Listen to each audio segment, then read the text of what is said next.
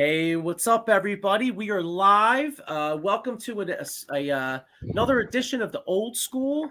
I got to admit, I was extremely pumped to do this one. Now, last month I had a great time with my man Ken Fry. We did the 1980s New York Mets, and got to admit, had a lot of fun doing that. But not a Mets fan, so when we decided to do the 1993 Philadelphia Phillies. Extremely excited to do this one, and I'm happy to have my guys on here. First off, I got my man Dave Urano right to my side here. Me and him are host the extra innings on Tuesday nights. What's up, Dave? How you doing? I'm doing good, Joe. How are you? Good. I'm happy to have you on here, and right below me, I got my man Sean Kilrain, who by the way, I experienced a lot of these memories with back in the day because Sean and I grew up together in Somerton, and we have a lot of 1993 Phillies memories. So what's up, Sean? How you doing? Not much, man. Excited to do this podcast with you guys and talk about Macho Row and these 93 Phillies. Let's go. Yeah, and that's right, Macho Row, baby. I got the shirt right here. Oh yeah. To Sean's side right here, I got my man Fuji, who's also on the Sully squad with me. He always brings the energy, and we definitely need some energy, being that it's 8:30 at night, and we got to keep it going here. So what's up, Fuji? How you doing, bro?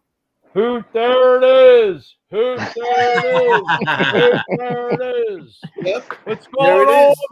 Yep. 93 Phils. What a hell of a ride it was. I mean, Macho Row. I mean, that if you ever watched Whatever It Takes to, what a hell of a video. Also, they got High Hopes with our old, God bless Harry the K. I mean, they played, I'm a Phillies employee host. I hear High Hopes after every win down the park. So let's bring it. Let's take it back to 1993 and your fighting Phils. Somebody's excited. Yeah. One of my favorite teams of all time. Yeah, man.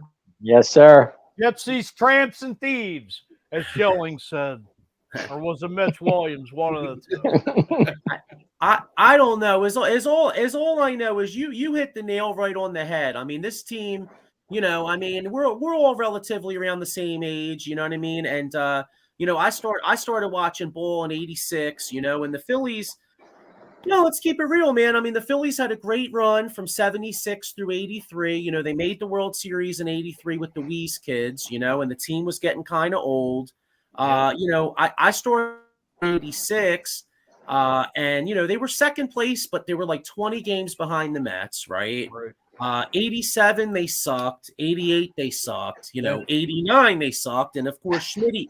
Bottom line is, most of my childhood the Phillies sucked, right? I mean, most of my childhood they were friggin' terrible. In fact, and I was a baseball guy. I mean, I loved all the sports, but. Like, I loved playing baseball, so I wanted to watch a good baseball team, and the team was garbage, Right.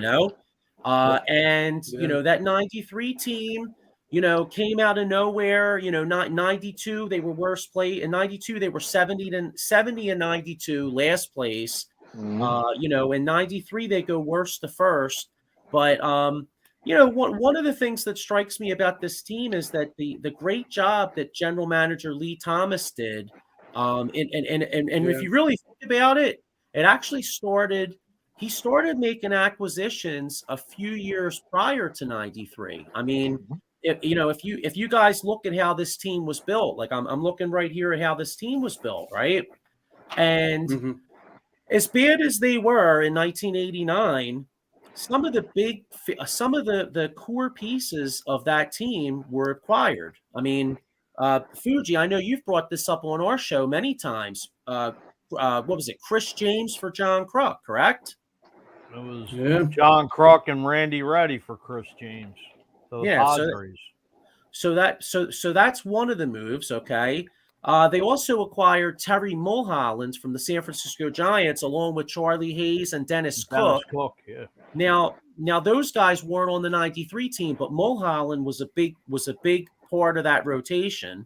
All right. And then Of course, the probably the biggest one of all, you guys would probably have to agree.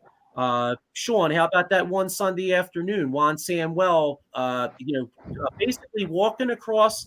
The Phillies were playing the Mets on a Sunday afternoon, and basically Juan Samuel and Lenny Dykstra basically just changed dugouts. It was Samuel for Roger McDowell and Lenny Dykstra.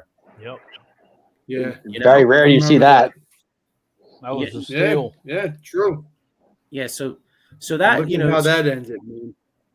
Yeah, so they all were steals, Mm-hmm.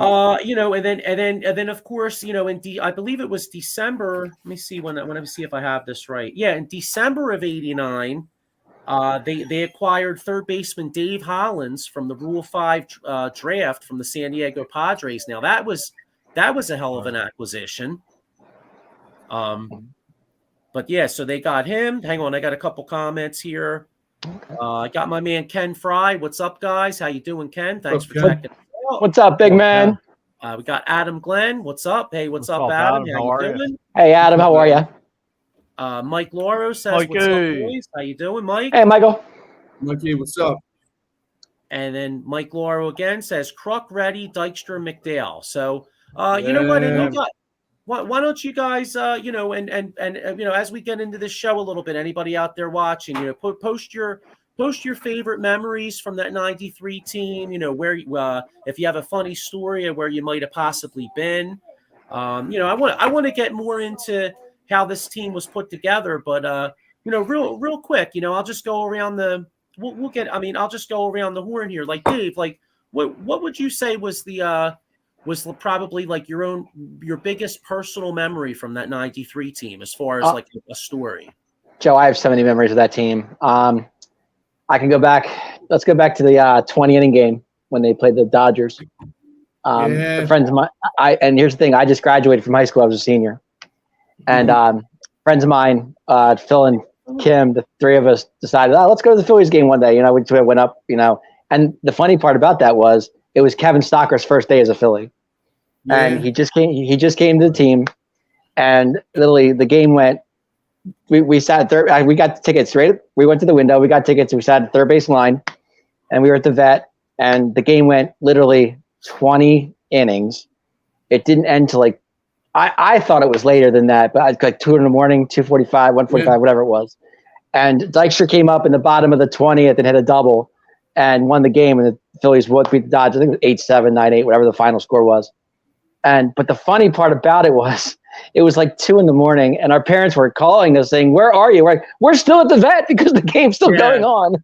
And they were laughing at us like, and my mom goes, "You got to be kidding." I'm like, "No, we're still sitting there." So my mom put the game on. She's like, "Oh my God, they're still there." She didn't believe us. So we got home about, I guess it was about 3 in the morning, something like that. And the funny part was, a friend of mine, Phil, he had to be at work at 6 a.m. He was exhausted the next day. He was like, and he made it too. He made it to work. And he was we were just like, it was like a spur of the moment thing. We didn't know what was going to happen. And it just so happened to win 20 innings, and we stayed all 20, and they ended up winning. So it was. I mean, that team was just, fun to watch, good times of all. And I don't even know. I know Mitch blew it in the 9th. That's all I remember.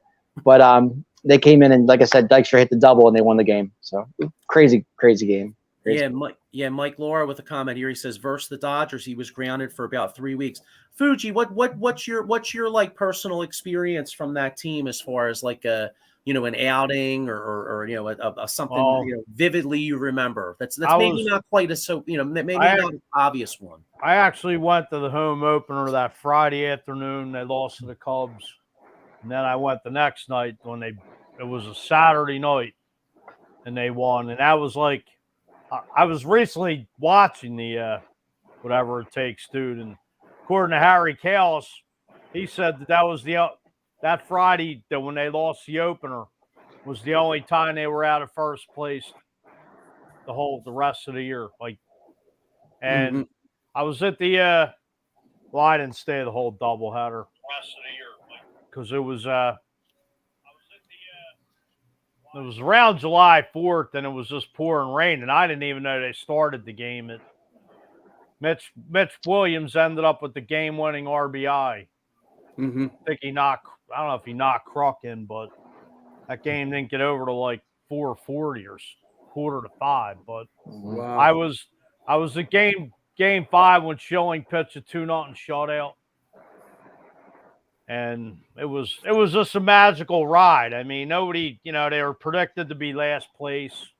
A bunch of throwback guys: Eisenreich, Wes Chamberlain, Pete Incaviglia, Bill Thompson. Just, matter of fact, they had a guy that originally, Juan Bell, who was the shortstop that year. I believe they got him from the Orioles, and he was just struggling. And here they brought Kevin Stocker up, and like Dykstra said, I mean, Stocker stepped right in, as Dykstra said, he knew how to play the game. Like, he had some key hits, but he was a hell of a shortstop. Had a nice glove, nice tandem with Mickey Morandini, and the pitching was lights out too. I mean, Ben Rivera, Danny Jackson, Terry Mulholland, Kurt Schilling, and Tommy Green were just. Don't forget about Larry Anderson. He was on that team too. Right. Well, not a starting pitching, but. Starting. Sorry. I mean, you're right. I mean, the bullpen was David West, Larry Anderson. I know I'm trying to think who else they had. Roger Mason was on that squad too. That's right. They got him from the Padres, I think, in the trade. Yeah, they got him in July. And what's funny to touch off what you said. Yeah. I'll tell you, an unsung guy on that 93 team was Pete Incaviglia. Pete Incaviglia had 24 home runs and 89 and drove in 89 runs and only 368 at bats. Because if you guys remember, they had platoon. The Phillies were one of the last teams that was one of the last teams I can remember. The Phillies had platoons in left and platoons in right, and they also platooned at second. Morandini, Mariano Duncan platooned at second. Eisenreich and Wes Chamberlain platooned in right, and then you had Inky and Milt Thompson platooned in left. Technically, a little bit at first base because you had Ricky Jordan and John Kruk. Yeah, and another guy, unsung guy. Todd Bridge and Pratt, backup catcher. He used to play a lot. He used to catch a lot of Sundays. In fact, I remember my grandfather used to go down the spring training back in the day, and I remember with his buddies. And I remember that year. Yeah. Remember we asked him. We were like, "Oh, who looks good?" He's like, he's like, he had so many stories. Yeah. And Fuji, one thing you touched on about the pitching staff, the Phillies actually led the league in complete games that year with 24 innings pitched, strikeouts. They struck out 1,117 guys. Each of their pitchers had at least one shutout during the season, and all their starting pitchers won over 12 games. Right. Well, didn't we get Danny Jackson from the Cardinals that year? I believe they got him from the Florida Marlins when the Marlins I thought he was a Cardinal. I could have sworn he was a Cardinal expansion team. No, you know what it actually was? He was with the Cincinnati Reds, but the Marlins signed him as an expansion player, but the Phillies worked out a deal. Yeah. Okay, yes. I thought Danny Jackson he was a Cardinal though, wasn't he? Nah, he was with the Red. He was actually was he on the 90 Cardinals? I mean, no, he was. No, he was on the 90 Reds. He had World Series. That was one of the reasons the Phillies got him, because if you remember, because of the experience. Yeah. You had Mulholland obviously was probably their most experienced pitcher at the time. But you had Schilling who was young. You had Tommy Green who was relatively young, and then they wanted to add Danny Jackson to that staff as kind of like a veteran type leader. Plus, they wanted another lefty. Wait a minute. I thought Danny Jackson was the Cardinals. I think I could have sworn he was a Cardinal at one point in his career. He was maybe later, but I'm telling you, he went to the Cardinals after. That's right. Because I think the Phillies traded him at one of the deadlines. Yeah, you're like, I don't know if it was 95, 96. I know he was with the Cardinals at one point. Yeah, he was, but later on. I have it right. I have it right here. He was with the Cardinals after us. After us, okay. Yeah, he was with the Phillies, and then they in '94 he was with St. Louis in '95, '96, and then part of '97. Okay. So But anyway, hey, Sean, how about any particular memories you have from that year? Game 4, Lenny Dykstra with his 2 home runs, and Game 6, Mickey Morandini with that stand-up triple. I mean, it doesn't get no better than Harry Kalas, you know what I mean? It just resonates. Like, you hear his voice, and you're like, it brings back memories, and you just start talking about the 93 team, man, because they were special, like you said. And that's pretty much it, for me. I mean, so you know what's funny? So I can name game after game, right? I mean, Mike Lauro here has Mariano Mother's Day Mariano Grand Slam. I can name. It's funny you should say that, because I actually took my mom to that game when they won by Mariano Duncan. That was Mother's Day. Yeah. And my mom and I went to that game, and my dad's like, no, you two go have a good time. So we went, and I'll never forget it. Off of Lee Arthur Smith, if I'm not mistaken. It was. And you know what's funny? When you say Lee Arthur Smith, I'm picturing Harry Kalas saying it. Lee Arthur Smith. Probably one of the best underrated closers of all time. Yes, he was. Yeah. I just remember watching Duncan hit that. Just that, I don't know, not being there, but you could just tell the vet erupted. That place just went nuts. He crushed it. The place was crazy. I remember the back of the Daily News said "Slam Duncan." Yeah.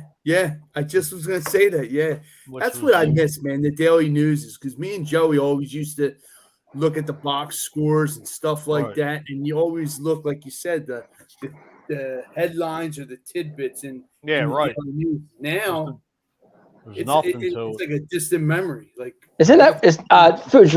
Refresh your memory. Didn't Stan Hockman do the Daily News? Yeah, I believe he did. Stan Hockman did. Yeah. Ray. Well, no, I think Ray Didinger did the Enquirer of the Bulletin. Yes. Okay. Bill Conlon. Bill Conlon. Yeah, Bill Conlon used to write. I think he used to write on, not the back page, but the inside, because he always had an editorial. Yeah, he was in the back end of the page. Yeah, you know what I mean, with his editorial. But yeah, King Conlon. Wow! Now look at this. Maiko Spencer says it was my 3rd year here in Philly in college, and I remember the buzz was all about the Phillies. Don't tell anyone, but I bought a Phillies hoodie that year. Whoop! There it is. There you go. That's why I got it on the story. Yeah, but that was the #1 song. Wait a minute, though. How'd you become a Braves fan? Yeah, I was going to say, wait a minute. He played the Braves. he was a Glavin Maddox guy. That's what he was, right? Oh, Lord. Now, a lot of people turned on TBS or Turner Sports, and because it was a mainstay on the TV, the Braves were always on. And 505 just like or whatever the time. Well, they were on TBS. They were always on TBS. Yeah, that's true. 507. Exactly. They always came on. The game always started at 7 minutes on the hour. 507. Yeah, you're right. It was something like it's like Canadian time when they play those stupid games up on their own time. I don't know what it is, but like Toronto 707. What's up with that? I know, right? Yeah. I'll tell you mine, right? Like I was saying, I could go into anyone, the Milt Thompson catch, whatever, but mine wasn't even a game. Okay. Now I was just saying how the team was terrible since I started watching. And this was, I went to picture night with my buddy Eric Kurtz and his father. They came in the tickets, and I remember going to picture night, and the vet was sold out. And dude, well, here's the thing, right? I had never been to a Phillies game where it was sold out because the team was terrible. I mean, you all remember you used to be able to get them $5 ball general admission in the yes. 700 right? And you Philly Franks. Yeah. and you could sit in 700, 600 level, 700 level, whatever it was. Yeah. Well, I mean, I could take you down any number of different memories, but my memory really was going to that game, having a good time with my friends. They played, with my friend and his dad. And it was really cool too because Eric's dad was a great guy. I mean, he was. He actually used to pitch in the minor leagues back in the day, and this was back, that was back when the league was a lot smaller. So I mean, if you think about it, I mean, he might actually made it if there was 30 teams back then. Maybe. Very true. What I mean? But I just remember being at that game and looking around that stadium and thinking to myself, "Holy shit! Like we have a baseball team in this team." You know what I'm saying? Like it was like dropping. Yeah. Yeah, and it was one of those moments where you just think to yourself, like, "Wow, this team is legit." Well, did you guys hear what Crux said last night? He goes something to the fact that he hasn't seen a crowd like that on a Monday night in forever. It was maybe it was Ben Davis, one or the other. And they're like, well, a Monday night's crowd, you never get that many people on. That I was there Monday night. That place was crazy. I was working over 431, 432, and it was like these. I'll say this, not just because the team's that good, but still, it's like a lot of people used to roll out of the Phillies games earlier. Now people stay, and it's like. Oh, hello, Eileen. How are you, babe? Good to see you. Yeah, hi, Eileen. Thanks for checking us out. Thank you for Eileen tuning in. Maiko Spencer here says, always a Braves fan, just didn't want to get my ass kicked here at college. I remember hearing Harry Kalas say, "Let's go Phillies" during the World Series down the hall. So, but yeah, I mean, like I said, that team was what, they just were a cast of characters, and kind of like we were getting into the building blocks were being set up. The building blocks were being set up a few years before. Like we already touched on getting Dykstra. We already touched on getting Hollins, Kruk. You know what I mean? You had Darren Daulton here. Now Darren Daulton was here, but if you guys remember, I mean, first off, Darren Daulton was the leader, the undisputed leader of that team. I mean, no doubt. Daulton was a call up on the '83 Phillies. A lot of people don't know that. Right. Yeah. And I can tell you a story. I could tell you a story about, like, here's Daulton, right? You're looking at a guy, what did he have? About 10 different knee operations, this guy? Yeah. He had a lot. Big time. Right. And you talk about a story of perseverance, okay? First off, all those knee operations. I remember being a little boy. I remember 1988. No, I'm sorry, it was 89. And my family had my 11th birthday at the vet. It was pretty cool. Like everybody went out there, and Darren Daulton was playing. And I remember at that time, I mean, if you guys remember, Darren Daulton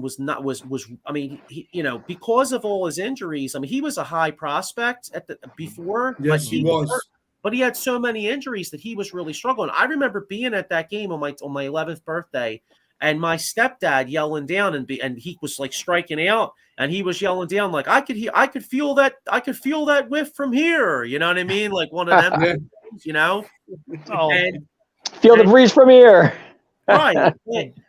Bottom line is, though, I mean, a great story of perseverance.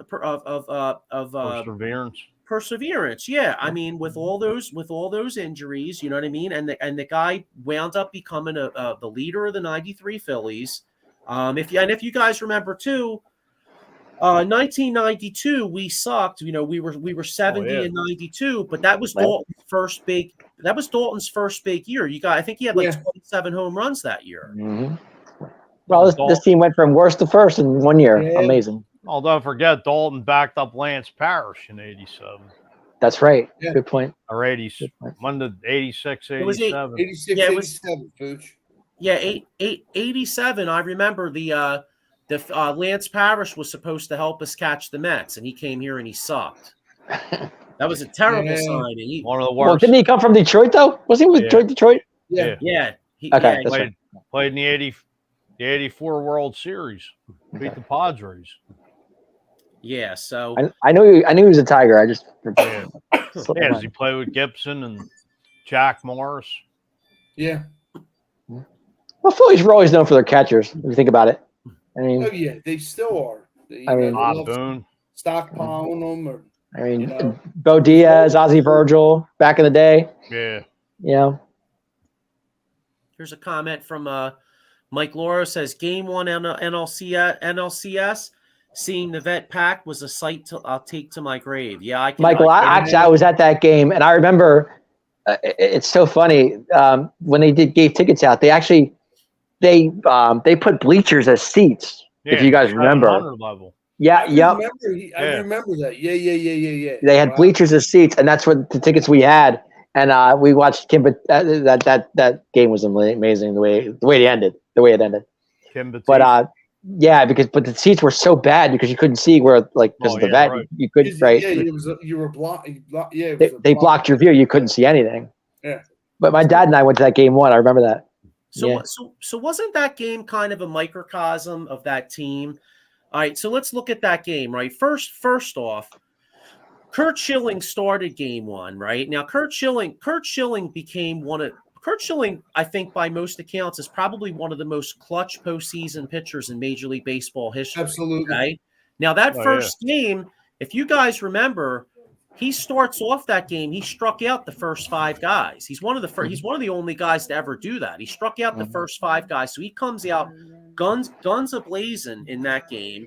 And then, like you said, Mike Larbo has it right here, 5 Ks in a row. Then, like you said, Dave, Kim Batiste. I mean, ironically, who would have thought this, right? Ironically, you bring Kim Batiste in as a defensive replacement for Dave Hollins because Dave Hollins was a very good player. But he struggled in the field.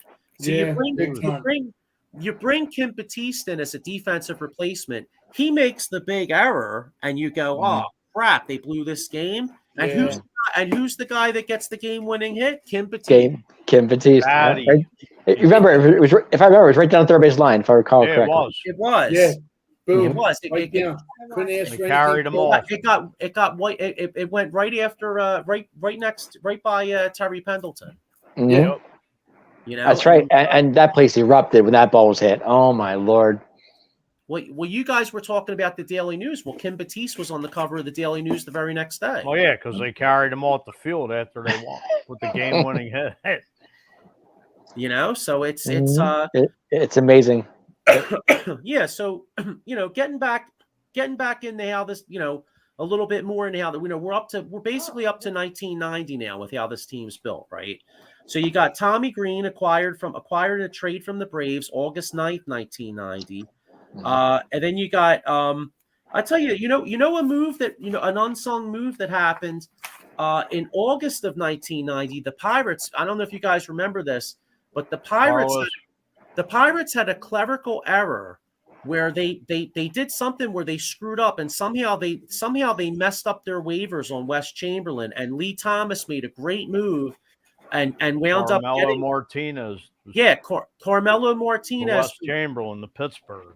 Right, and I'll tell you, Wes Chamberlain wasn't a great player, but he played a big role on that 90. Yeah, him clutch, man. To be honest with you, him and Eisenreich, as you said earlier, platoons in right field. I was gonna say, wasn't Chamberlain a right fielder? Yeah, he was. Yeah. He also had a really good arm. I can remember Chamberlain throwing a lot of guys out from right field. Oh yeah, the cat. You guys say right field. I keep thinking Eisenreich for some reason. It just keeps popping in my head. But Chamberlain, I remember. Oh, it was like left field was Inky and Milt Thompson battled left. Inky was right. Eisenreich was left, and Chamberlain was right. Right. Okay. Yeah, I might as well say Morandini was left, and Mariano Duncan batted. Well, Morandini's his play sticks in my mind for the longest time. But go ahead, Joe. Keep going. No. It's fine. No, hey, whatever you guys, whatever comes to your mind. You know what I mean? But that triple play for Morandini just sticks in my head forever. Oh yeah. Remember Tommy was. I was watching this when I saw whatever it takes, dude. Tommy was sort of like ended up kicking something in the dugout. The water jug. Yeah, that was. That's what he did. He was so irate. He was pissed. Oh yeah. You know what's ironic about this team? Most of these guys were acquired via trade. I'm looking at how they were put together. Now you had Ricky Jordan was the first round selection in the June '83 draft. So Ricky Jordan was drafted. Morandini was drafted in '88. He was a 5th round pick. One thing I remember about Morandini, I think he was on the USA Olympic team, if memory serves me. Yes, forgot about that. I think he was on the Olympic. I forgot about that, but yeah, I guess he was. Yeah. Kevin Stocker was picked in the second round of June 1991. None of the pitchers were draft picks. All the pitchers were acquired via trade, and the guy we mentioned earlier, Todd Pratt, who was I call Todd Pratt like he was like the son. He was like son. Todd Pratt's nickname should have been like Sunday Funday, because I feel like he played every Sunday. Yeah, he did. He did. Yeah. And half the time he would get a home run, yo. And, his bat was good. His bat was pretty decent for a catcher. Well, they acquired. I mean, for a backup. You know what's funny? They acquired him in the Rule 5 draft as well. Like just like Dave Hollins, they acquired Todd Pratt from Baltimore in 1991. And you know what's funny? The Phillies. I think the Phillies might have had more success in Rule 5 drafts than most teams. You guys remember that's how they got Shane Victorino. Oh yeah, from the Dodgers. Yes, they didn't want him back. You know, so matter of fact, Todd Pratt had a second stint with the Phillies in the early 2000s. That's right. He came back. Yes, good points. Yeah. Yes. Mm-hmm. Yeah. So did I touch on how they got Tommy Green in August of 19? No, not yet. No. Yeah, I know for who though. That I don't remember honestly. I meant to write down who they gave up. I don't think it was much. I just have acquired in a trade. Well, if you remember, guys, the Phillies didn't have much to give up back then. I mean, our minor league system was trash, dude. Well, here's a tidbit. The Phillies had Dale Murphy. That's right. They brought in 93, and Lee Thomas traded him to the Rockies. I don't know if they got anything in return, but he was basically done by that. Well, Murphy's career was done by the time he got to the Phils. I mean, yeah, he was traded for Jeff Parrott and two players later. You bring up Tommy Green in exchange for Dale Murphy. Okay. So you bring up Tommy Green, and Montreal comes to mind. I mean, the no-hitter against the Expos. So you know what's funny? I was actually home from school that day. That was an afternoon game. I didn't go to school that day. I was in 7th grade. I was off, and did you cut school to solve for that game? Was that 91 or 92? It was not. It was 91. It was 91. Right. It was like I think it was like May or June of 91. It was like early in the year. Yeah. Right.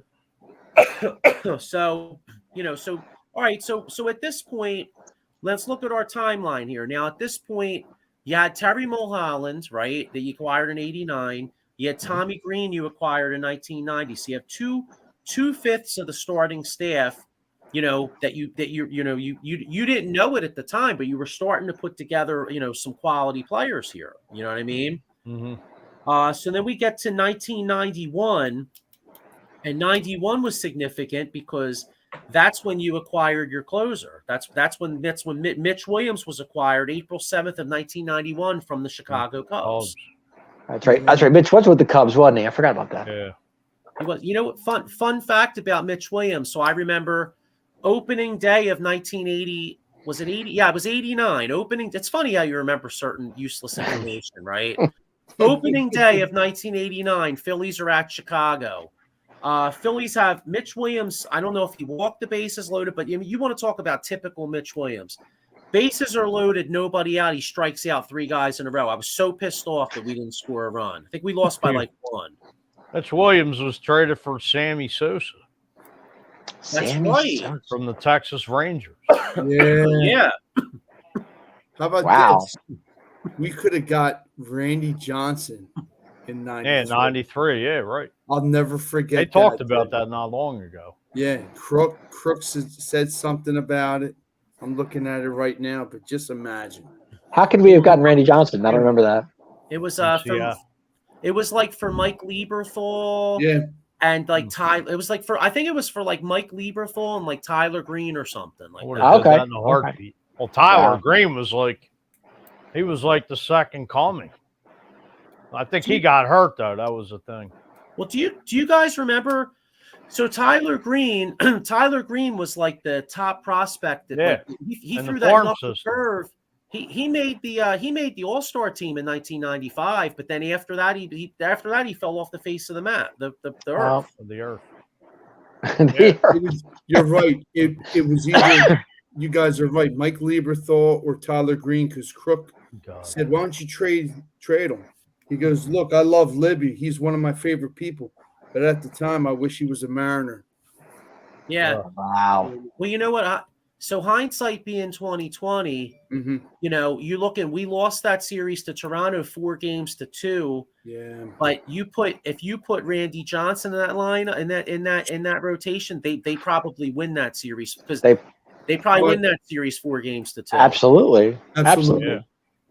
Hands down, it'd be a different story, man. Wow. I mean, in reality, though, I feel like they should have won the series anyway. I mean, to be truthfully told, like that, they should have. Game four, they're up 14-9. They had no business losing that game. Yeah, they should not have lost that game. And then game 6, you know, was what it was. You know what I mean? But was that the Paul Molitor game though? Yeah. Yeah. Yeah. He won the MVP, didn't he, for the World Series?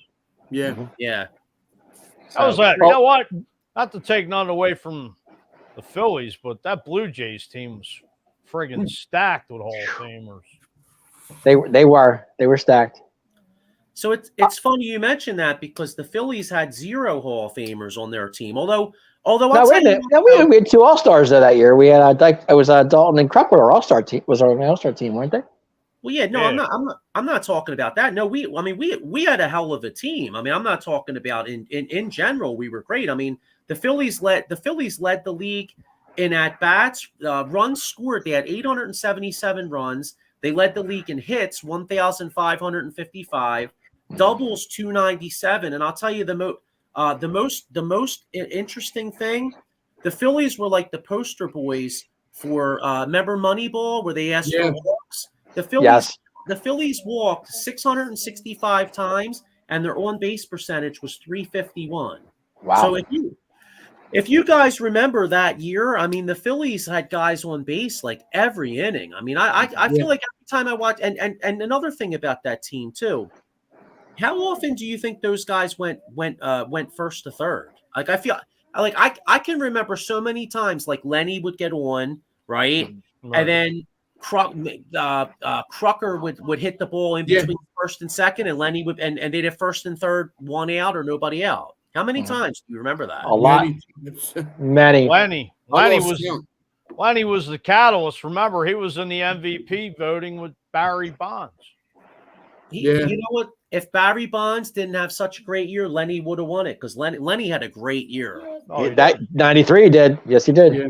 Well, he was the catalyst for that team. But the pickup on your team with the roster for Toronto, man, you're right. Joe Carter, John Olerud, Tony Fernandez, Pat Henry, Roberto Alomar. They had a squad, that's for sure. Roberto Alomar on ESPN. Alomar, Stoudemire, Pat Borders, Devin White, Molitor, Leader, Al Leiter, excuse me. Dave Stewart, Mike Timlin, Smoke Stewart, David Wells, like Joey said, Kelly Gruber, Jack Morris, Dave Stewart. Wasn't Stewart an A? He was with the A's, wasn't he? He was. He had a cup of coffee with the Phillies. They had him, and he couldn't do. He didn't do nothing here. I don't know if they released him or traded him, but he was here in he was here in the late '80s or '90 or one of those years. Mm-hmm. Actually, the Blue Jays have Ricky Henderson too. That's right. They did have Ricky. Yeah, that's right. Well, Ricky Henderson played a big role in Game 6. He led off the 9th inning and walking. Right. Yeah, Mitch walked him, and actually, that was the big catalyst because Mitch never used the sidestep. He even came out and said that he never used the sidestep. Yes. He was so intimidated by Ricky Henderson, he used the sidestep. So then he gave up a single to Molitor, and then he gave up the big long shot to Joe Carter. Right.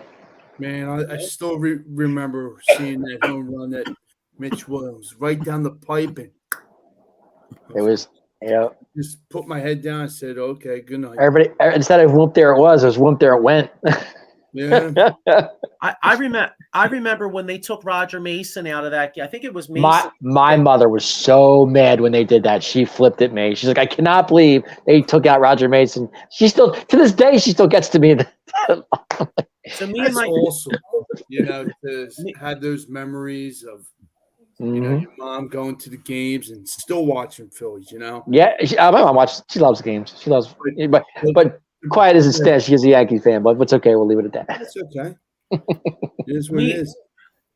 I remember me and my grandfather looked at each other when they because you just knew Mitch had nothing left, and then we looked at each other. We looked at each other and we're like, "Man, this game's over." Like we had a great year. Like honestly, I just knew it. You know, what I mean? You just knew when Mitch came in, it was over. You're like, you didn't. Unfortunately, because he had nothing left, and he even said, but it's. I mean, for Fergosi wasn't a tough spot though, because I've always said, just like your mother did, Dave, like, why did they take Roger Mason out? But I've heard a lot of former players have come out and said, well, Mason already went multiple innings or something like that. Like, and they basically said, well, Fergosi was damned if he did, damned if he did, damned if he didn't. Because if he leaves him in and then he blows it, then everybody says, oh, why didn't you put Mitch in? You know what I mean? So it's It is, and unfortunately, it is what it is. Do you guys remember? Do you guys remember when the Phillies clinched the East? Where were they? In Pittsburgh. Correct. Okay, just a second. Okay. I just wonder if you guys remember that. That's all. You know what's funny? The pitcher, I think, wasn't even on the postseason roster. His name was Don Paul. He got the final out. Don Paul, I believe, got the final out. I just remember Fergosi walking off the field, took his hat off, and threw it in the crowd. What's that? I remember Fergosi when they won the East that year. He was walking off the field. He took his hat off and threw it into the crowd. Yeah, that team was so fun. So they were a good time. Yeah. So so we're up to like 1990. We're up to like 1990, 91 here. So one of the big acquisitions in 91 was Mariano Duncan. Well, actually, this was before the 92 season. They get Mariano Duncan as a free agent December 10th, 1991. All right. He was on the 90 Reds too. He was. Yeah. That's right. He was a Red. Right. Good call. Actually came up with the Dodgers in 83 and played against the Phillies in 83. Mariano was with the Reds. That's right. Good call, Fuge. I forgot about that. Yeah. And then in 92, when they made the great trade in April of 92, if you guys remember that, now this guy wound up having a long, good career. But the Phillies had a top prospect by the name of Jason Grimsley. And they traded him to Houston for Curt Schilling, which in my eyes, Baltimore. No, Schilling came up with Baltimore, I think. He came up with Baltimore, but he was with Houston at the time. Yeah. Schilling was an Astro? I didn't realize that. Yeah, he was. Okay. This is one of the best, in my opinion, this is one of the best trades the Phillies maybe ever made. I mean, getting Schilling for Grimsley, great move. Now, and then in May of 92, they acquire Ben Rivera in a trade. Big Ben. Now, Ben Rivera, if you guys remember, obviously the Braves had a great pitching staff, and but Ben Rivera had great potential, but he wasn't cutting it. So Ben Rivera was a classic. Well, he was our five starter. He was our five starter. I mean, no, I know. I'm saying he was really good for us. I'm saying we acquired him as like a change of scenery type guy, and he came here and he pitched pretty well. You know what I mean? Mm-hmm. So at this point, the Phillies have their five. Well, they have four of their five starters at this point. And like I said, 1992, they had a shitty season. They were 70 and 92. If you guys remember, John Kruk was on, I believe it was David Letterman or something like that, and he made the comment saying they had like what was it? Something like 24 delinquents and one Mormon or something like that. Yeah. I'm trying to find the comment. Typical Kruk answer. Yeah, he also had the comment too. If you guys remember, I think somebody asked him if he was an athlete. He's like, "No, I'm not an athlete. I'm a baseball player." Kruk. Yeah. Yeah, I can't find the comment. I had it here somewhere, but it was basically because the 92 team still had Dale Murphy on it. What year was Kruk with the Padres? We acquired him in '89. '89. Okay.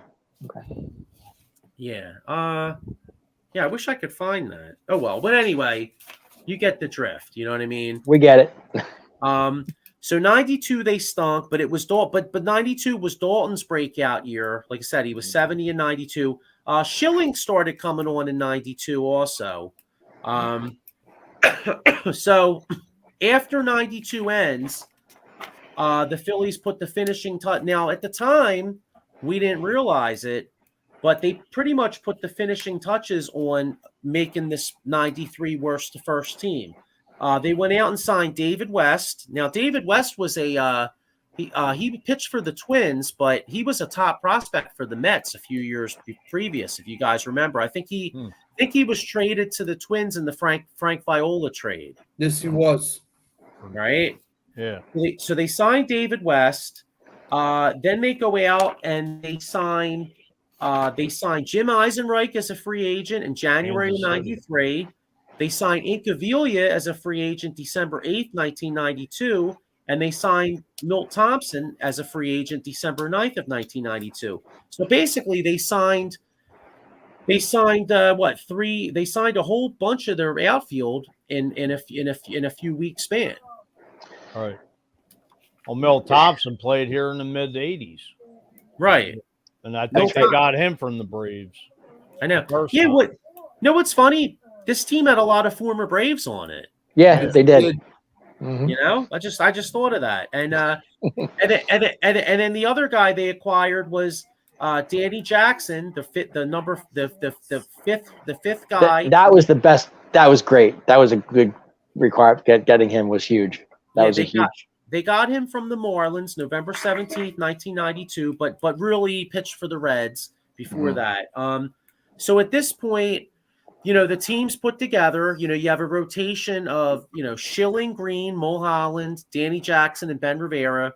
Solid five starters. Well, didn't West start every so often too? No. Oh, here it is. Keith Fedora has the comment. Hang on. 24 morons and a Mormon. Nice. Mormon. Appreciate. Thank you, Keith. I appreciate. That's definitely a Kruk comment if I ever heard one. I had it written down somewhere around here. I'm like, where the hell is that? Oh, and by the way, I forgot one guy. How could I forget this guy? Larry Anderson. L.A. Yeah. Yeah. Where am I at here? Larry Anderson. That was his second stint with the Phillies too. I didn't realize that, Fuge, the other day. I was taking Faith to batting cages, and they were doing the 93 and 83 thing for the Phillies. He was on the 83 Phillies and I forgot he was on the 83 Phillies team. Totally slipped my mind on that. I didn't. Yeah. Larry Anderson was acquired December 18th, 1992. So where'd he come from? Was he a free agent? Well, here's a fun fact about Larry Anderson. He was a free agent, but Larry Anderson, for as good as a player as he was, people in Boston really aren't fans of Larry Anderson. You know why? Why? I think I did hear something. They traded Jeff Bagwell for him. Oh wow! Jeff Bagwell in 1990, Jeff Bagwell was in the Boston Red Sox organization.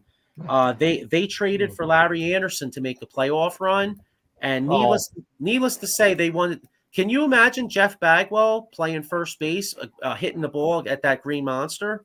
No. Yeah. John Smoltz got traded for Doyle Alexander. Yeah. So when did Bagwell go to the Astros? I know he was an Astro. 1990. 90. Okay. Yeah, 90. That was for Larry Anderson. Well, I'm saying he went. Smoltz got traded to the Braves from Boston for Doyle Alexander. Yeah, isn't that crazy? Cares, but. Wow. Yeah, that's nuts. Well, you know what? Hey, another guy Boston gave up on. Well, that was the curse of the Bambino. Well, Boston needed John Lieb to break the curse of the Bambino. I've said this story multiple times on the Sully Squad, but real quick. So, how long was the curse of the Bambino? Like 86 years, something like that? Something like that. Yeah. Right, so, 1919. Yeah, well, John Lieb bet on the New York Yankees when they were up 3-0. And guess what? We call him the Mush for many reasons, but that's one of them. He changed the course of baseball history, my man. When he traded Babe Ruth to the Yankees. Yeah.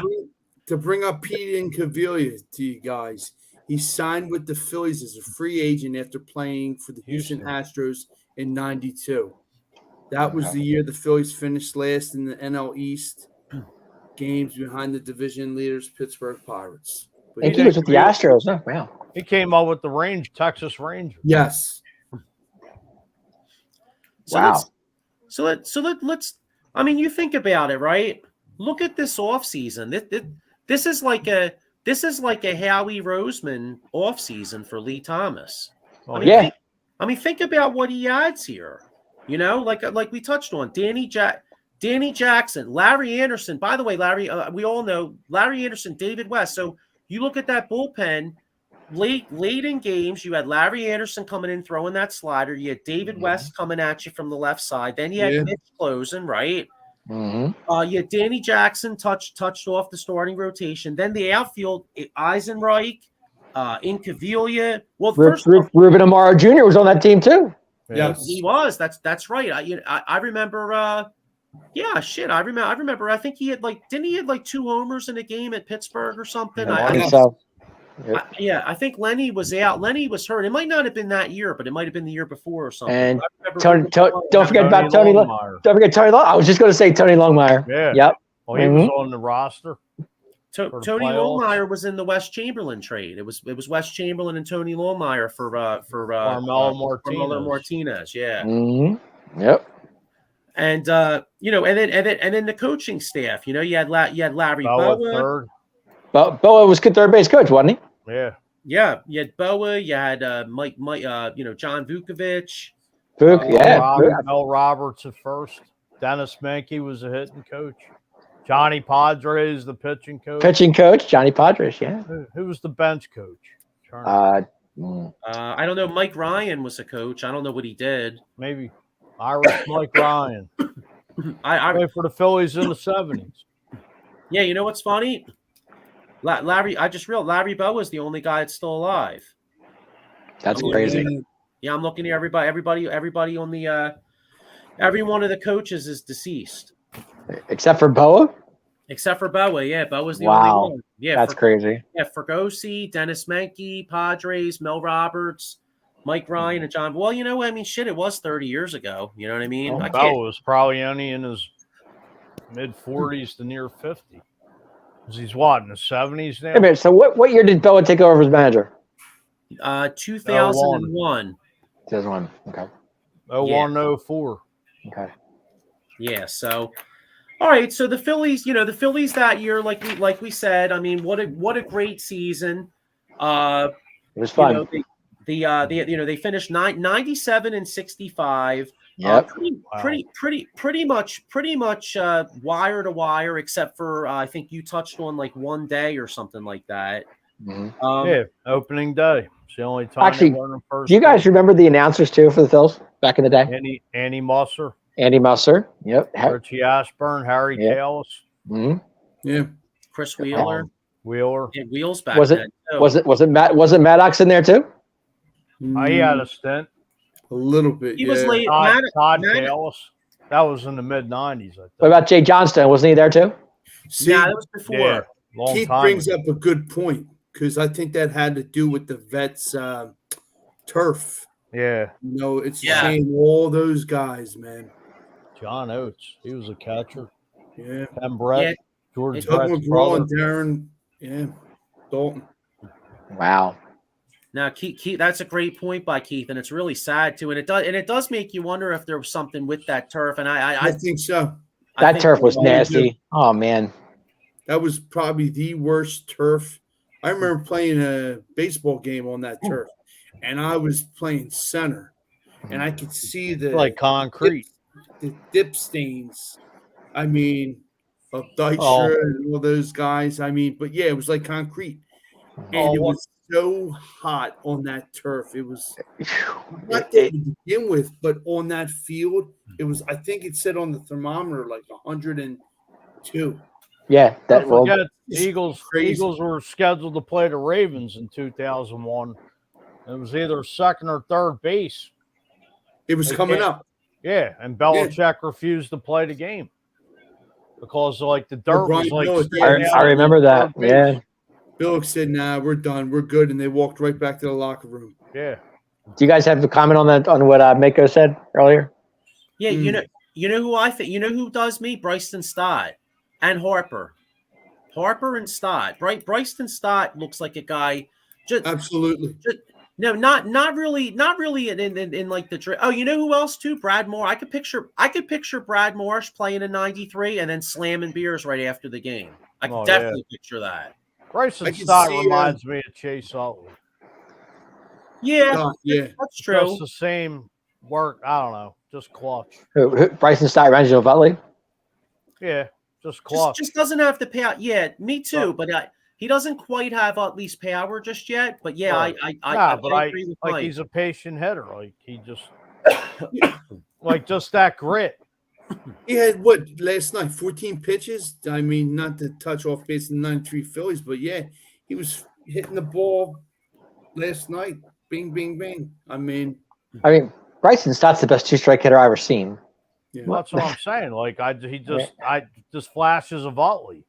Not saying he's there yet, but exactly. Yeah, Wendell Davis, he blew both his knees. That game. He sued I think the you city. watched That's that game, right. Joey. Yeah, you were over my house watching that, Sean. In fact, it's funny. It's funny. Keith brought this up because I was actually all about to say that. Yeah, because Wendell Davis. I mean, yeah, you talk about a guy that must hate the vet is Wendell Davis. It ruined his career, like Keith said. That was a hell of a catch too, if you remember. And then it looked like somebody hit him with a shotgun because he dropped like a bag of potatoes. Wow. And he sued the city. Man, dude, crazy. I don't blame him one bit. The vet was horrible to play on. The vet was a bad place, but it was a baseball stadium. It wasn't made for football. Yeah. It was like Three Rivers, Riverfront Stadium, cookie cutters as they called them. Yeah. They basically were pretty much all the same design, all the same stadium. Wasn't the vet? The vet was like kind of like Three River, kind of like similar, wasn't it? And absolutely, yeah, they were all built the same. Spitting image, yeah. Mm-hmm. Multi-purpose. So anyway, we touched on some of the team stats, right? This team, but look at some of the individuals. First off, I believe they had 4 guys with over 100 walks, if memory serves me right. I don't have that as a stat here, but I believe Dykstra walked 100 times. I was going to say at least Dykstra had to. Oh yeah. Dykstra walked 100, Kruk walked 100, I believe Hollins walked 100, and Dalton walked 100. I was going to say Dutch had to be in there somewhere. I'm pretty sure we had 4 guys with 100 walks. Can I have a question to everybody. Do you think today the pitch clock would make a difference back then? Like, I mean, do you guys think that these guys could deal with the pitch clock like back then that these guys do today? I guess my question. Dykstra couldn't. I know that. Oh yeah. Actually, you know what? I don't think Kruk could either. You know what? I mean, okay. So what players would it affect in '93? Well, Dykstra, number one. Kruk. I think Kruk it would have affected. The other guys I don't vividly remember, but those 2 definitely. Okay. No, I'm surprised today it doesn't affect. Go ahead, Sean. No, I'm just saying Eisenreich. Go ahead, Fooch. Bryce Harper, because he would always be playing. Notice he don't wear batting gloves anymore. Yeah. He used to be like playing with them, hitting the other side of the plate, the middle. Now he just grabs dirt. Yeah. Maybe. I thought it would affect him, but he adjusted very nicely to it with all his antics. Yeah. Putting a cross in the dirt. Yeah, right. That's what I mean. Hitting the plate in 3 places. And yeah. I mean, would the '93 team be affected by the pitch clock? Is I guess was the question I was trying to say. Yeah, I think I think they would. I think so. Absolutely. Yeah.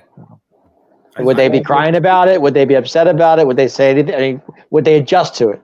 I don't know. They would adjust. The players they adjust. Okay.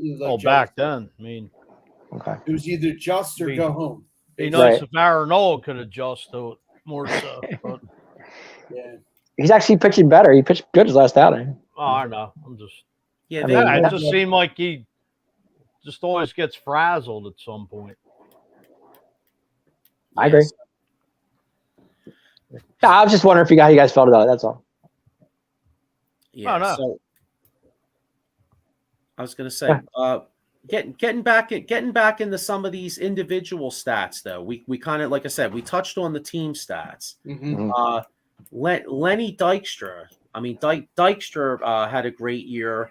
He hit 305. He led the league in hits with 194 and runs scored with 143. He also had 19 homers and 66 RBIs. I touched on Incaviglia earlier. Incaviglia had 24 home runs and 89 RBIs and only 368 at bats. Dalton hit 24 homers, drove in 105, and yet Jim Eisenreich hitting 318. You know, Jim Eisenreich only struck out 36 times and 300. He was a hell of a hitter. He was. He was underrated. Yeah, yes, he was. Yet John Kruk led the league and led the team in average. He had 316. He had 14 homers, 85 RBIs, and yet Dave Hollins drove in 93 runs for the second straight season. Dave Hollins was a very underrated player on that team, in my opinion. He was decent third baseman. Yeah. Well, I mean, as we touched on earlier, I mean, he sucked in the field, but absolutely. But he had a good arm though at third base. He did have a good arm.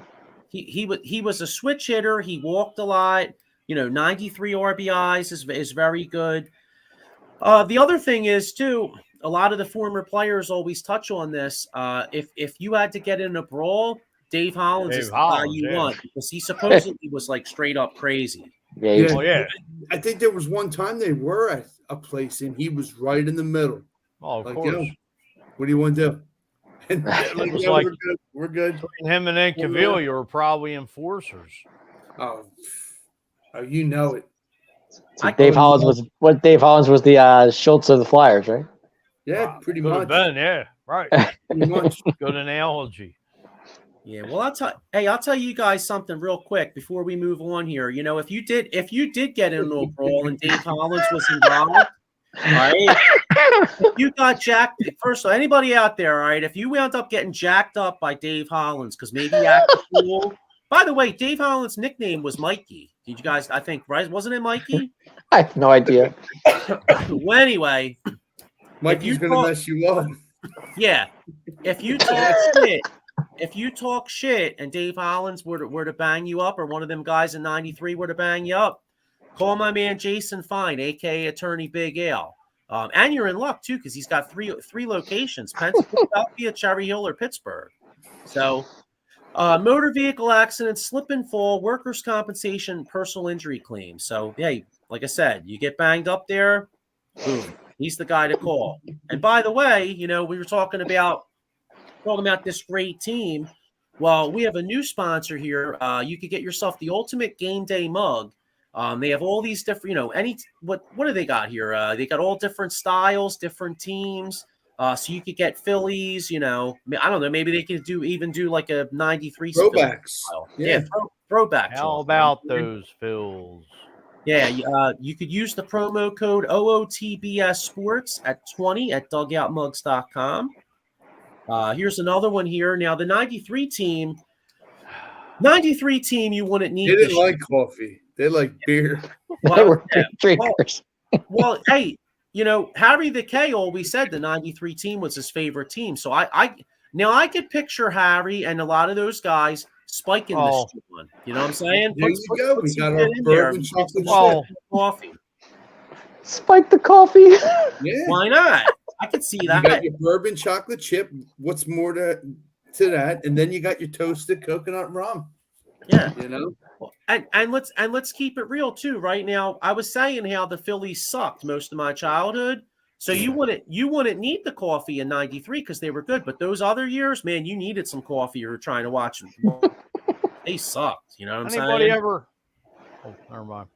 No, go ahead. Go ahead, Foods. I'll wait till you're done doing the all right announcements. Sean, I know you're a fellow Irish fan just like me. We're starting out. Mako Spencer's going to be hosting this Saturday as they play Navy. Saturday's 11 a.m. We're doing a Notre Dame pregame show, so make sure you check out that. All you Rudy fans, I know a lot of people that don't like Notre Dame say Rudy was offsides. I say go fuck yourselves. He sacked them. Is that game in Ireland though? That game's in Ireland, isn't it? Is it? Yeah, I think it is. Yeah, you're right. I think it is. I heard he wasn't very nice. What's that? I heard Rudy in real life wasn't very nice. So did I. I heard he was. I heard he was a prick. In fact, I think Joe Montana. Well, I mean, I don't know for sure, but that's what I heard. I mean, like they said, he was like kind of a hand job, you know. But anyway, we got a new. You know what I could picture? Like, you know, in the movie they made it seem like everybody stood up for him. Joe Montana made it sound like it was like not really like that. But you know, I mean, hey, he would know more than me. You know what I'm saying? This is true. I just know every time I go out to Notre Dame, I go to Corby's because that's where they shot the movie Rudy, and it's a hanging ass bar. Yes, it is. It's a heck of a bar. So, new show coming out. No more Vegas sports scene. They're doing my man Ken Fry's going to host a show called Las Vegas Raiders. Just win, baby. I think he's also doing a Kings John. Yeah, you check that out. The Raiders. And I got one more here. Fuji, I always let you take this one, bro. Oh, Tampa. I know New England, all your Philly sport, all your Eagles trips. I did send you something today. Actually, they got a Union trip, I believe, going up to Boston, I think in October for a weekend for the Union. So Vince Rizzuto takes care, you know, can't until you go with Philly sports trips, you're going with the best. Go online now, book your Eagles trip. Actually, I think they got San Diego next weekend with the Phillies. So Phillies, Flyers, Eagles, Sixers, go with Vince Rizzuto, the best in the business. Go with PhillySportsTrips.com. Nice. Coffee. Yeah, he definitely is. And Fuji will be going to that Washington, John. So I'm looking forward to that. And real quick, you know what? One more. I forgot one more thing. Right before we were on here, we got a brand new show, NFC East table. Basically, everybody kind of trash talks. So make sure you check that out. What's that on Thursday nights at 7? I think. I know that is correct. That is correct. I'm pulling double duty here tonight. So the next week it'll be me and my man Dave going back and forth. So that'll be fun. And Evan too, covering the Giants. And I'm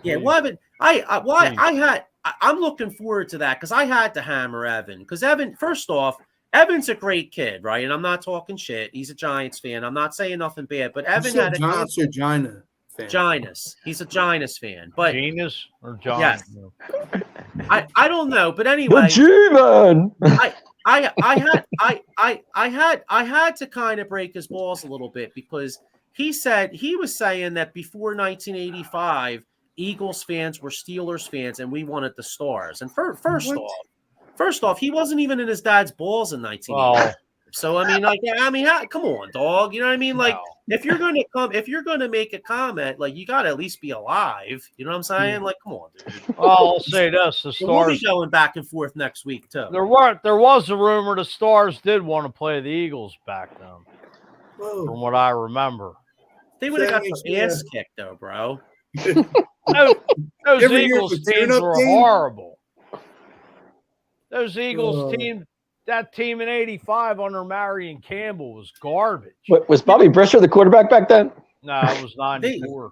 They still would have beat the shit out. I mean, the Stars were like a nice story. I mean, hey, they had Sam Mills. They had Sean Landeta, Bryan, Chuck Bryant, Scott Fitzke. Yeah, but guess what? We just named like 4 pros. They would have got their balls handed to them, bro. Yeah, the Eagles or the Stars. Yeah, the Eagles would have killed. There isn't a USFL team that would have any USFL teams. I don't give a shit how unless they put a USFL All-Star team, they put their balls handed to them. That Stars team was pretty good though, weren't they? They would have got fucked up. They were good. And Jim Moore as a coach, and they had Carl Peterson as a GM. It was under the Eagles in '80.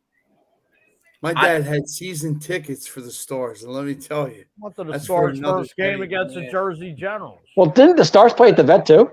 Yeah, yes, they did.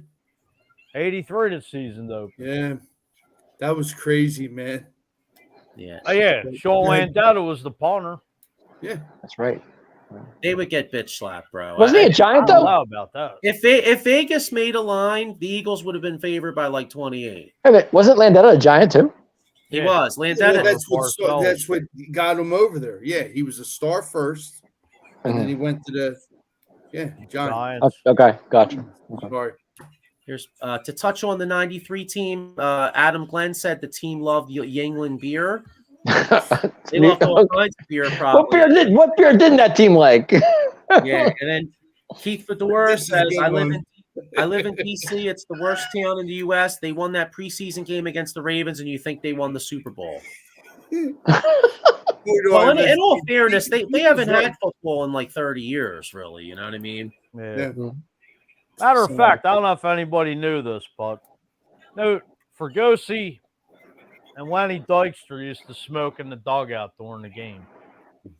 I remember that because I think he showed them one time. They were, you know, like in the. Well, they would hide in the tunnel. Well, Jim Leland did it all the time with the Pirates. Yeah. Oh my lord! Man, forgot about that. Yeah, Dykstra would always chew tobacco and it'd be like all over him. Leland, man, he was like dead obvious too. It wasn't like he hit it. Right. You know. So anyway, just to touch off this season here. So the Phillies win the division. You know, like we said, they clinch in Pittsburgh. We get to the playoffs. You know, we play the Braves. Now the Braves won.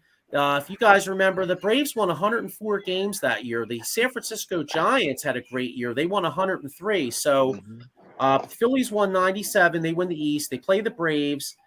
Braves go up 2-1. I remember in that series, we played on a Saturday afternoon. I think the Braves kicked our ass in game 3. Let's see what the score was. It was like 10-3 or something like that. Here, I'll tell you right now. It was 9-4. 9-4, yeah. Phillies win game 1. Game 2, we lose 14-3. Tommy Green gets shelled. Game 3, Mulholland gets shelled a little bit. They lose 9-4. So, in my opinion, one of the biggest wins of that season, maybe even the biggest, was Game 4 and a great start by Danny Jackson. The Phillies won. Danny Jackson, I remember that. Yeah, sorry, 2-1. 7 2/3 innings. Game 4 was 2-1. That's right. Jackson pitched a great game. That's right. You did. 7 2/3 innings. Right. DJ. Yeah, and then game of course, and then so that's game 4. That evens the series at 2.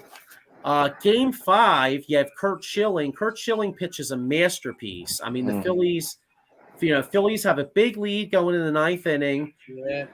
They bring Mitch Williams in. Mitch Williams blows the game, and it looks. You're like, oh my God, did we just lose this series? You know what I mean? Yep. And Dykstra hits the big home run. Yep. Yeah, man. Thank you, Lenny. Home run, the dude. Yeah, they win that, and then of course Game 6 at the Vet, Phillies go out behind Tommy Green. They win 6-3. It's a big celebration in Philadelphia. We're doing Mock the Chop. I think was it Morandini hit a ball off of Maddox and then he wasn't quite the same. Yes. Yeah. Line drive. Line drive. Yeah. Yeah. Mm-hmm. Like I think it ricocheted off his shin. Something like that. Yeah. It was a shot. I thought it was off his foot. Was it foot? Was it his foot? Yeah. Okay. Gotcha. Yeah. Hang on. Where were you guys at for that game? Oh, Cobbin and Frankfurt. I'll be back in 1 second. Just talk about where you guys were. I was at Cobbin and Frankfurt when they won that in the Northeast. Where was I at? I could have been home. I was, like I said, I was only a senior coming out of high school, so I probably was home watching it. Yeah, I was out at the bar, lit up nice like a Christmas tree. What was that doing? I was tagged. Wow. I was drunk off my ass. Yeah. I was 21. I turned 21 that year. That's a great year to turn 21, man. I was 21 years old. I was probably home chilling because like I said, I just graduated from high school. So none of you guys were legal except me. Yeah. No, I was 15. I was 15. So yeah, I watched it with my grandfather. But yeah, it was a great it was a great game. And what was one of the most ironic things was Mitch Williams had a 1-2-3 ninth inning. Yep. Well, that's a rare occasion. The rumor was John Kruk went over to him and I think 2 outs and said, "Make sure you get the 3rd out. If you do, I'll buy you a case of beer." I don't know how true that was, but that's probably true, man. Those guys like to throw it down, man. That's wouldn't surprise me. Do you guys remember the headline in the what was really cool about that too, where the Atlanta paper basically made the Phillies sound like they were Vikings, like they were coming to the town to put the women and child to bed. Yeah, exactly. Women and children to bed. Yeah, pillage something. Yeah, exactly. So obviously that was the highlight. That was the high point of this season. Mm-hmm. We kind of already touched, and I think we all feel like that team captured the hearts and soul of the city. I mean, to this day, that's even though the Phillies won in 2008, and I love that team too. That 93 team was my favorite team. I don't know. Special. Maybe it could have been because I was a kid and I was only 15. 08 was great, but I was like I was a 30-year-old man in 08. Like, yes, I mean, things change. You know what I mean? Yeah. Like I love sport. You know what I mean? Like even as a 30-year-old, like you love sports, but like I mean, is your priorities? Like I had a kid. I had a child.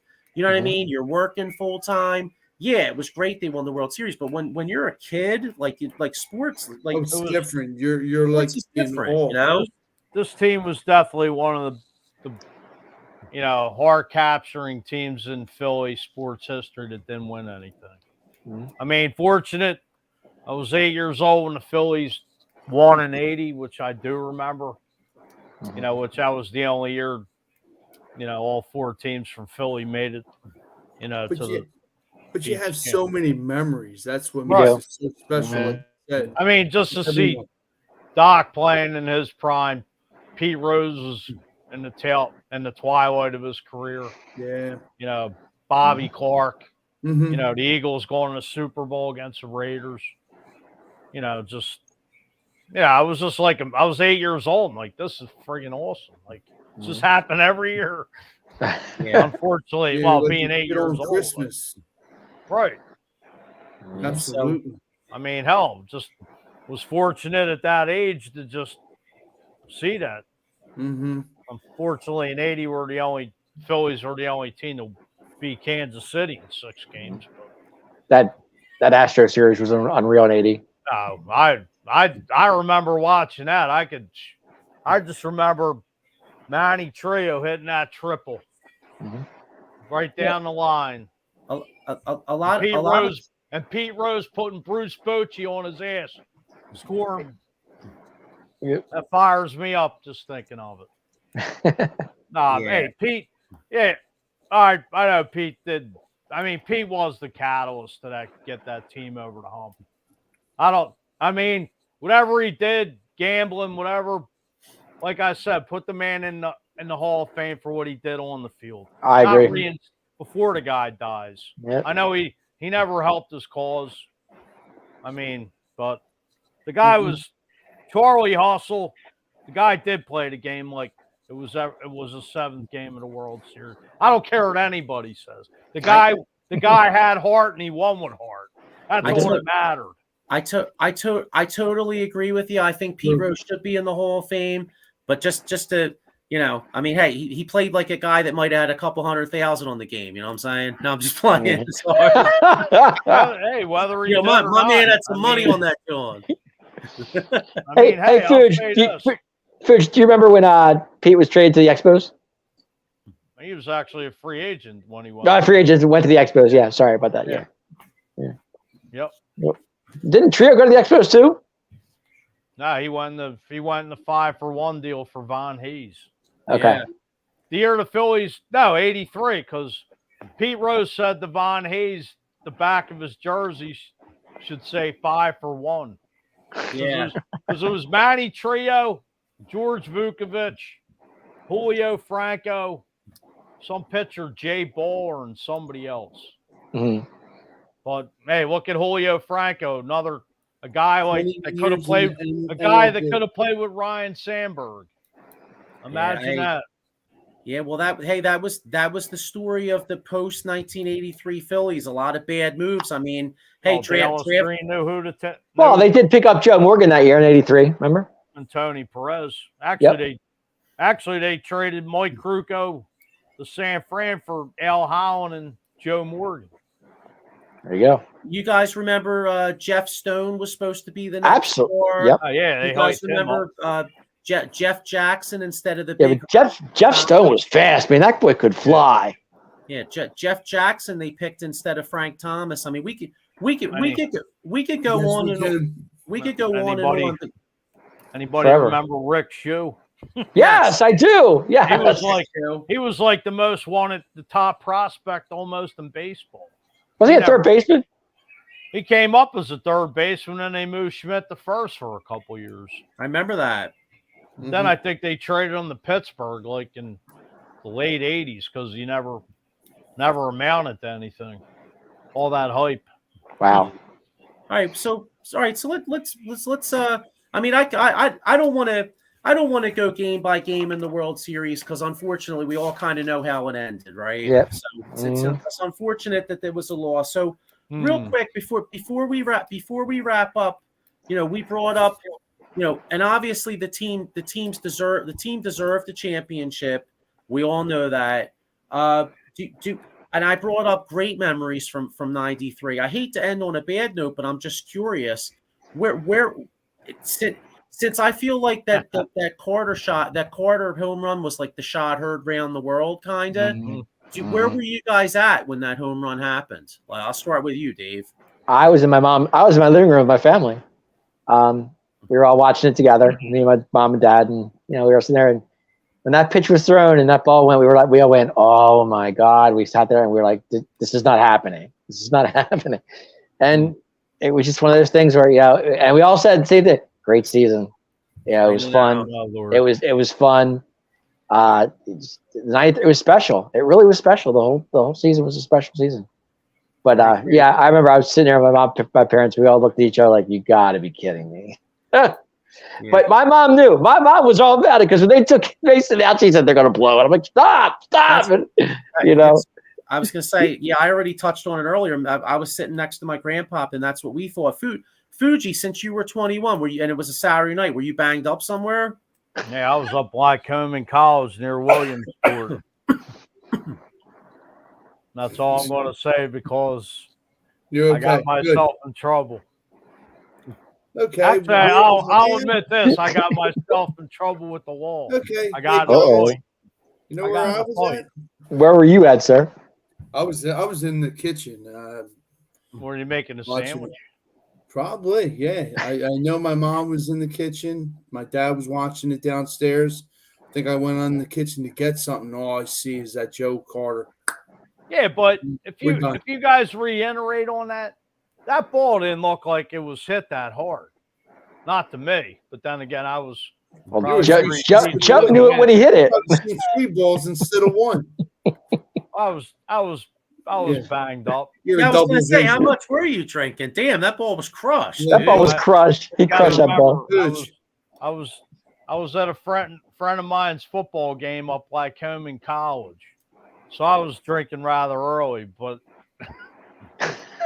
you don't say, do you? Get out of town! Wow. What's that? You weren't drinking? That's a shame. What am I going to do at a college football game? You're going to drink that dirty water. That's what you're going to do.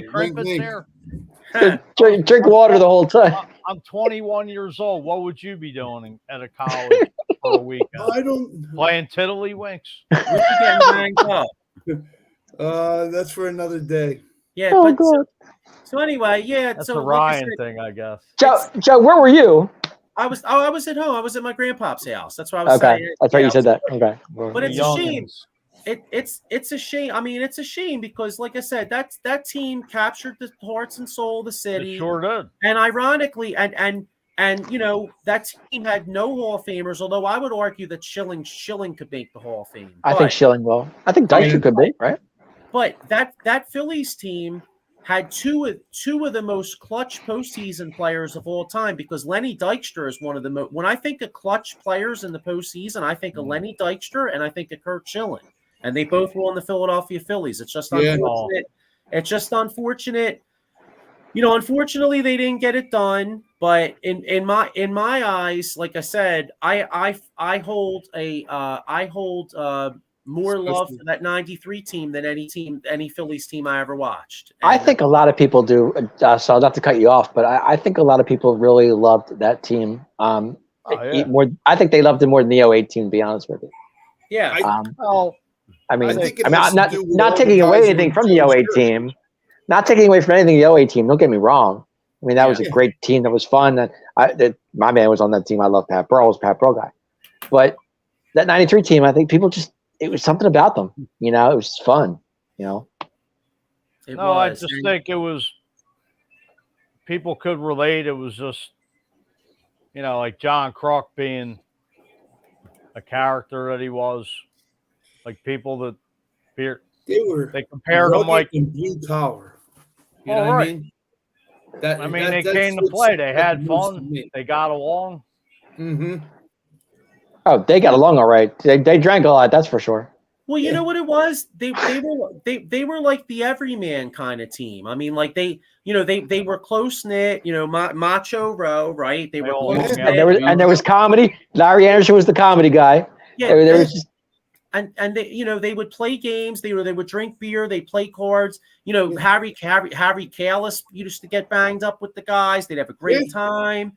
I'm sure like he could be like Mickey Morandini, you know what I mean? Like that type of stuff. And it's a team, it's a season that was a phenomenal story. It was a hell of a run. And it unfortunately it should have had a better ending. But the bottom line is, though, in my eyes, those guys are champions. They always will be. And I hope everybody out there enjoyed taking a ride in the DeLorean and reliving some memories. Hopefully anybody out there that watched has some great memories themselves. And I got a comment here because I want to get into this before we go. Maiko Spencer says, great show, fellas. What's the next show? Old school at its best, taking a trip down memory lane. Thank you very much. Appreciate the comment. And Dave, you'll like this one because the next old school that we're going to do, I'm not sure exactly what time it is. And I'm sure you're more than welcome to hop on, because when I tell you what it is, we are actually going to do the 1990s Dallas Cowboys, in particular, their rivalry with the San Francisco 49ers of that decade. Wow. I had no idea about that. You're going to get the VHS. It's on DVD now. Come on, Sean, you know that. I'm just saying. They can nail the archives. I gotta keep there you go. Listen, I'll say this as a football fan. That rivalry, that was the Super Bowl, because Buffalo couldn't beat the Little Sisters of the Poor. Aikman and Young, baby. Technically, that was the Super Bowl because they were the two best teams in football. They were. 90. Well, what did they play? 2 times or 3 times? It was 3. It was 3 times. It was 92 to 94. That's right. 92 was the Alvin Harper game at Candlestick Park. 93 Dallas kind of took it to him at Texas Stadium. Roger Craig. And then 94 San Francisco signed all those free agents, and San Francisco they got prime time. And I remember the 94 I actually thought Dallas was going to come back and win that game. San Francisco had a big early lead. I think Merton Hanks had a big interception, interception return or something like that. 35 yards. Yeah, eight. I remember. I think Aikman threw a big pick. I was gonna say, wasn't it one of Aikman's best games? That's for sure. It wasn't, but I thought they were going to come back. And wow, you look at this now. I know Adam Glenn is not a Cowboys fan. He says the '90s, the last time. Oh, the '90s is the last time the Cowboys had a good team. That's not true. That's not true. Well, hey, listen. Now the one thing about me, now you know I hate the Cowboys, obviously, but I love sports, and I love the game. I love all the sports, and I keep it real. I'm always going to keep it real, even though I don't like the Cowboys. They were a great team. They were a great story, and they were the story of the '90s in the NFL. So we're going to talk about. Oh, so were the Niners too. The Niners were too. The Niners too, yeah, exactly. Remember when Steve Young beat y'all? He said, when he won that Super Bowl, he's like, "I got the monkey off my back." Yep. Well, he had God. He was following the goat for the longest time. So exactly. Maiko Spencer, Merton, long neck Hanks. Yes. Long neck. Running down that sideline. All right. So, you know what? They actually played on NFL Classics on NFL Network. Yeah. I don't know if it's been on lately, but not lately. I haven't seen it lately, but that is that interception to the sideline to the house. Yeah. that's going to be the next show, and then after that, I think we may do a Giants show, Washington show. We're going to do all kinds of different, because that's one of the reasons why I like Out of the Box, because as much as I love my Philly sports, I like to do stories on all the teams. So sure. Anyway, guys, it's been a pleasure. Thanks for taking this walk down memory lane. It's been real. It's been fun. And great time, everyone. All right, we'll see y'all. Have a good one. See.